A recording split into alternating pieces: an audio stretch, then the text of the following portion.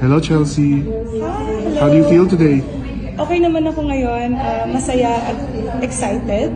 Ang tagal ko na kasing hinihintay ito, parang ito na yung moment para sa lahat, para mapakita nila kung sino talaga sila at kung sino yung kailangan nilang hanapin na queen. And I know that I came in here with that pure heart and I couldn't be more excited to just tell them more about how it is like, in the Philippines and what they can work with also. And it's right here. So maraming girls dito na deserving, ang gaganda nila.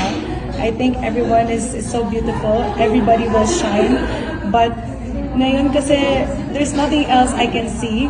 But sometimes in a galaxy full of stars, it's the smallest island, it's the smallest stars that will shine the brightest.